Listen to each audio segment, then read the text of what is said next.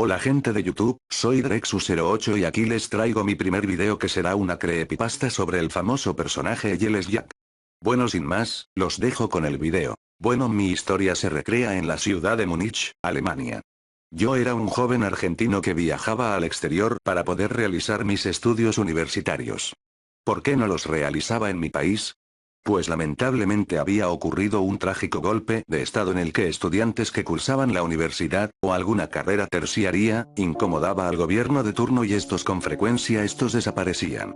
Yo tenía grandes deseos de estudiar filosofía y letras, pero mis padres no lo creyeron conveniente, entonces usaron parte de sus ahorros para enviarme a Alemania, donde ya hace unos años residía mi hermano mayor. Es que no les pareció que un joven de 21 años viviera solo en el exterior con escasos conocimientos en el idioma. Cuando llegué al país germano me pareció impresionante, mi hermano me esperó en el aeropuerto, al parecer le había ido bien como escritor, vestía ropa de etiqueta y tenía un Volkswagen 1500 convertible, el cual era algo sorprendente. Él me recibió con mucho afecto después de volver a ver a su hermanito que no veía desde hace 11 años, fue una conversación típica de personas que se tienen afecto y no se ven hace mucho. ¿Cómo están mamá y papá? ¿Tienes novia? ¿Haces algún deporte? Etcétera. Me llevo a su casa, un bello chalet lujo, es un agradable barrio, todo era perfecto, él me invitó a quedarme el tiempo que yo necesite, así sean años. De tan bellos recuerdos me cuesta relacionarlos con sucesos tan espantosos que se aproximarían. La primera semana fue de ensueño, mi hermano me llevó hasta la Universidad Ludwig Maximilians Universität Olnu, Universidad de Múnich, y me pude inscribir. Mi hermano me ayudó en la cuestión idiomática, lo cual no me fue un gran problema afortunadamente. Para evitarle problemas a mi hermano, aprendí cómo viajar de nuestra casa, era un viaje de aproximadamente 40 minutos en bus. La primera vez que hice el pequeño viaje, fui hasta la estación donde habían muchas personas presurosas, pero en particular me llamó la atención una imagen, era un hombre delgado que estaba sentado en el piso, era llamativo porque era raro ver mendigos, este hombre vestía completamente de negro, con un buzo con capucha, zapatillas de tela, como la Solstar, pantalón de jean y guantes, todos del mismo color. Esta figura me causó una gran curiosidad y con mucho disimulo iba a cambiar de ángulo para verle el rostro, cosa que afortunadamente no hice porque llegó a tiempo mi bus. Fue una clase común y corriente, sin grandes complicaciones, más que la clase mi atención se focalizó en esa persona tan curiosa, al final del día me resigné y me sentí estúpido por mi infantil sospecha. Seguramente era alguien que esperaba a alguna persona y cansado se sentó en el piso, es decir, ¿quién no lo hizo? No tendría nada de malo. Al día siguiente vi a la misma figura en el mismo lugar, esta vez me llamó aún más la atención, me puse en posición para mirarlo de perfil pero tenía la cabeza agachada observando, más bien jugando con lo que tenía entre manos, era algo así como un bisturí, me alejé y volví a la fila del bus, seguramente era un delincuente o un carterista, que usaba eso para amenazar o abrir bolsos, algo muy común de donde vengo.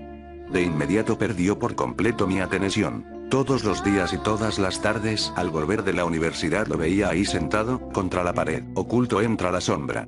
Era como si nadie lo viera, yo lo miraba atento esperando que un día se levante y entre en acción, pero nunca pasó. Un día ya a los aproximadamente 6 o quizás 7 meses de mi llegada se desató una gran tormenta, sin embargo decidí dignarme a ir a la universidad, ya que rendiría un examen parcial en ese día.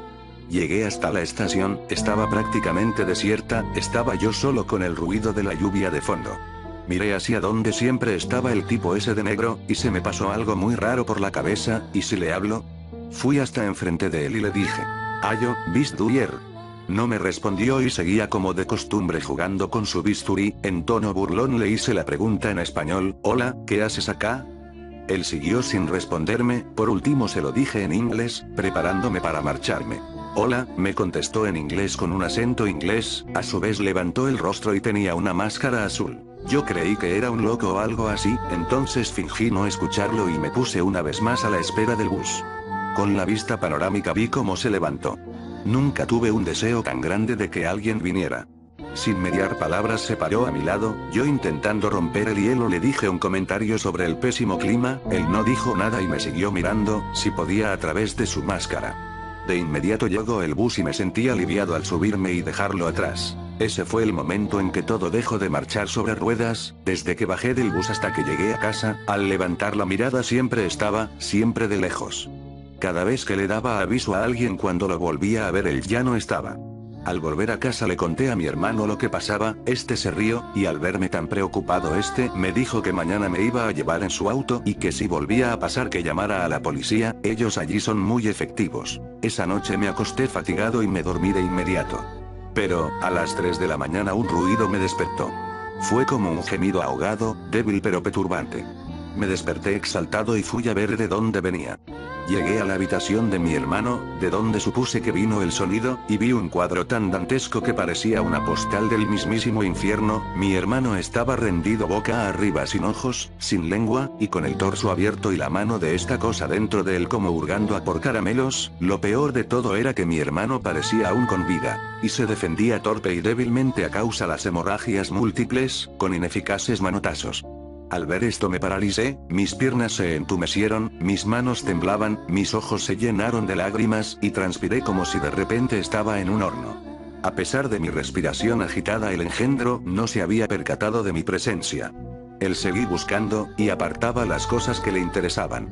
Finalmente llevó sus manos a algo que le pareció interesar, y lo presionó con fuerzas. Supuse que era el corazón de mi difunto hermano. Para cerrar el acto juntó los órganos que amontonó a su lado, agachó su cabeza, removió su máscara y se llevó a la boca su pila de tejidos. Entré en shock al ver este cuadro, casi me desmayo. Miles de interrogantes vinieron a mi mente. ¿Mi hermano era un hombre alto y corpulento como este individuo lo dejó en tales condiciones? Creí tener un ataque cardíaco cuando él se colocó su máscara y giró su cabeza. La máscara era la misma pero esta vez con dos huecos que conducían a un vacío inmenso, como ver a través de las cuencas de un cráneo. A su vez chorreaba un líquido espeso como grasa, pero de un profundo olor nauseabundo, similar al expedido por la carne putrefacta, caer de sus cuencas.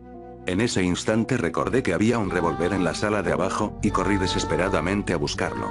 No alcancé a dar 2 pasos largos y sentí un golpe en mi nuca que me derribó. Al caer me volteé y era él. No tenía lógica como en lo que yo tardé en dar 2 pasos él recorrió 3 metros y sin siquiera agitarse. Se agachó de cuclillas y me observó fijamente. Algo del líquido de sus ojos cayó sobre mí y ardió como la peor de las quemaduras. Creí que me quemaría hasta los huesos.